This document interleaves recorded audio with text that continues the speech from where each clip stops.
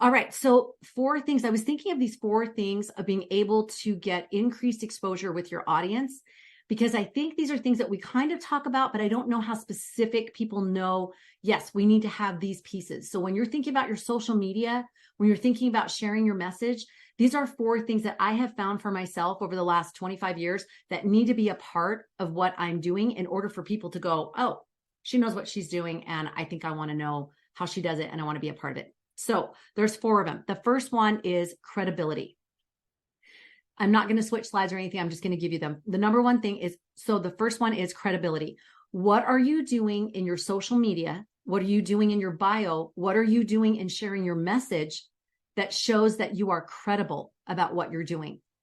If Angie is doing events, then she needs to be saying, oh, this is why I'm so credible about this. When she posted that she raised $32,000, how did that affect her credibility with people, that she knows how to do events? Yeah, she does. So what are you doing to be credible? And think about seeking after those opportunities that will help you to increase in your credibility. Maybe it's not paid. Maybe it's not a big showing, but it will increase that feel that you are credible. So Studio 5, I do not get paid for that. I've been doing that for 18 years. I don't get paid for that. It's a $1,500 value, but what's happening when I do Studio 5? What's happening? You are expanding your reach and your credibility.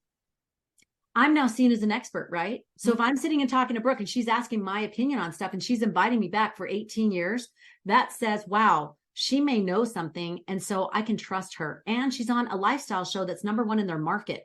So I probably can trust this gal, right? Good job, Angie. You're seen and heard.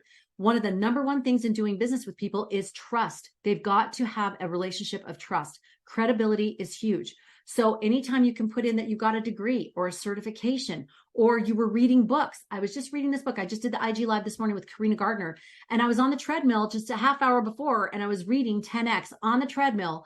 And I mentioned, she brought up a point and I went, oh my gosh, I was just reading that in 10X. And she went, I'm reading that book too. Karina works in very high numbers. She's talking about how to be successful in business. I'm reading the same book that she's reading. What did that just do for me? That shows credibility. We've got to show how credible we are. And that means sometimes we're going to seem a little braggy, or sometimes we're going to be like putting forth our degree or putting forth that we did XYZ, but that's okay. As long as that's not the end game, but that we're putting that in there so that people can, in a sentence, in a thing, when I was teaching at blah, blah, blah today, and people go, oh, wow, she was teaching or coaching, blah, blah, blah. I say, you know what? Yeah, LDS PMA. They're like, what is this called to create? I said, you know what? I get to interview high level hosts. So like guests like Steve Young, Jane Clayson Johnson. Yeah, I'm name dropping because that makes me credible. So think about what that looks like. I do that with Education Week, with EFY, and find opportunities that put you in the most credible position. So for example, I was going to these single firesides, okay? And anybody who's been to single stuff, Chelsea will feel me here. It's like so scary. But I was like, I don't want to just come here as a regular participant. So I went to the main gal and I said, I'm happy to speak at the fireside. She said, oh my gosh, that would be fantastic. Now I'm setting myself up as a credible person and setting myself apart in a good way. So now that's on YouTube and that is for everything. And I also have footage now from that experience. So look for those credible making opportunities. Those are really important for you to have that. Okay. Any thoughts on that? Any experiences with that? Any second witness thing of like, you know what? You're right. When I'm looking at someone, I want to know that they actually are doing it. You should be doing what you're teaching. So if I'm teaching people to speak and write and do media, what should I be doing? Speaking, writing, media. I should be doing those things so I am staying relevant. So think about in your stuff, ask yourself, what am I doing to show that I'm relevant in my credibility for what I'm teaching, for the very thing that I'm moving forward? Second thing is visibility. And this is kind of connected to that credibility, but visibility is more like you don't have to be the I Ching of it, but visible, you're out, you're doing, you're connecting, you're networking. I mentioned that I was coaching with Chad Hymas. Okay, so that's important. I'm going to be coaching with Tiffany Peterson in a couple of weeks. That's another thing.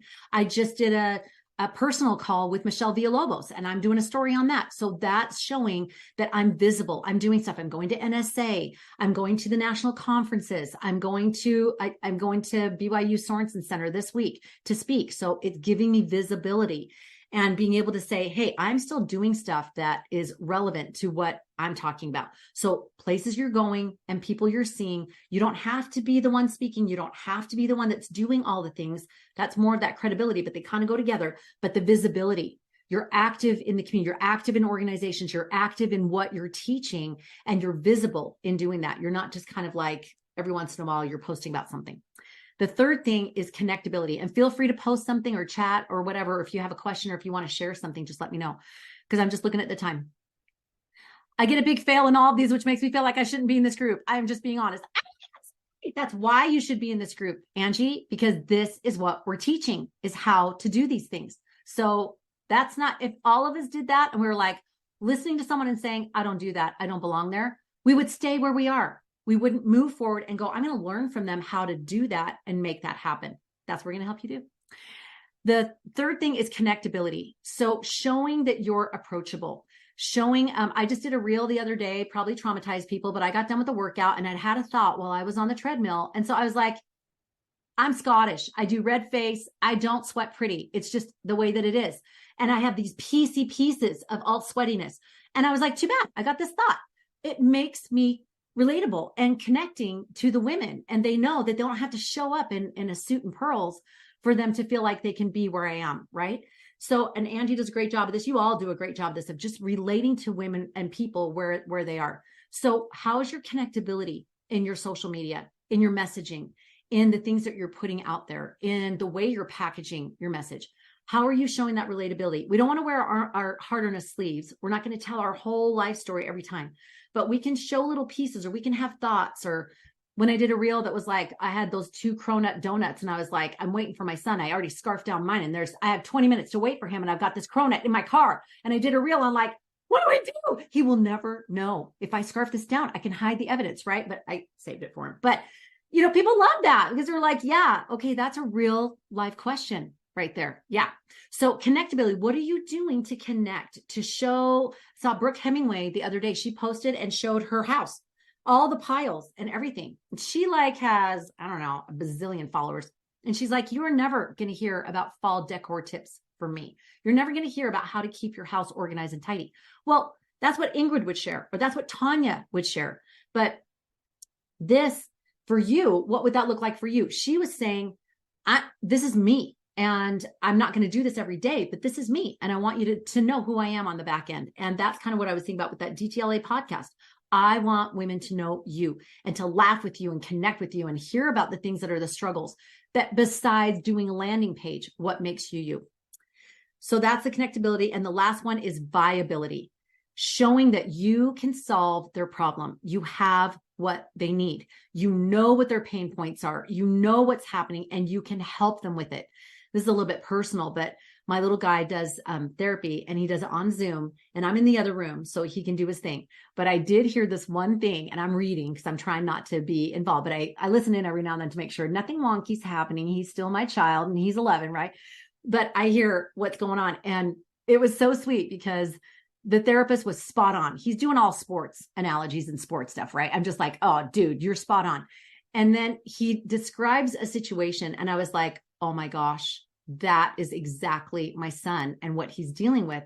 And there was this pause after he stopped saying something and was asking a thought-provoking question. And then there was this pause and my son said, you're telling me my pain. My 11-year-old said that. You're telling me my pain. And I just went, check, like, way to go. Awesome therapist. He totally nailed his pain. How open was my son to hearing what the suggestion was? So open, right? But this is after like 35 minutes of sports. And in my mind, I'm like, and I'm paying $175 for this sports chat, but got to the point, right? Got to the meat. So what are you doing to show that you are viable in what you're doing and how you're getting it across?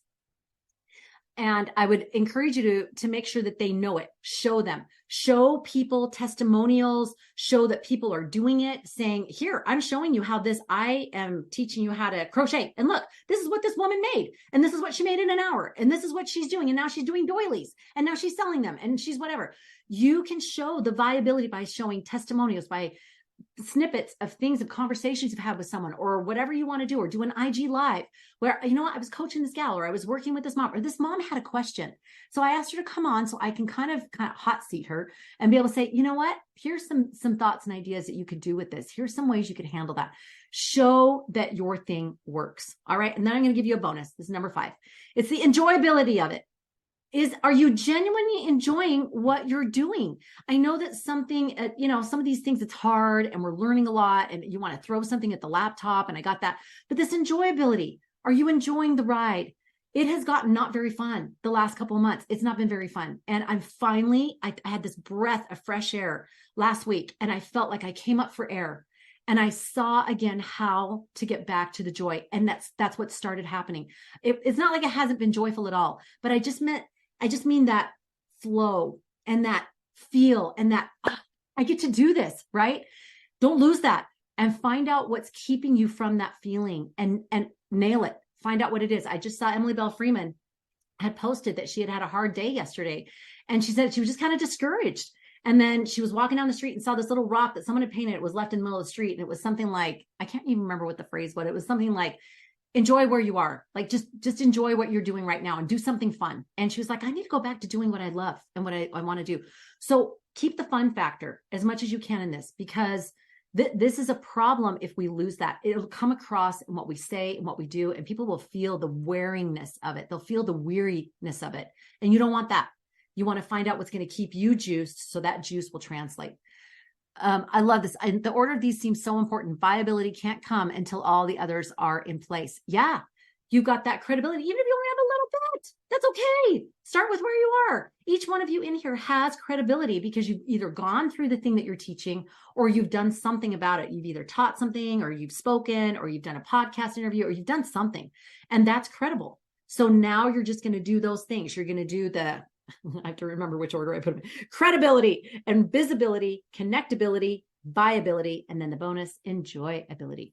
Any quick thoughts on that? I know that we're out of time, but any quick thoughts, or did anything resonate with you on that today? Oh, yay. Thanks, Chelsea.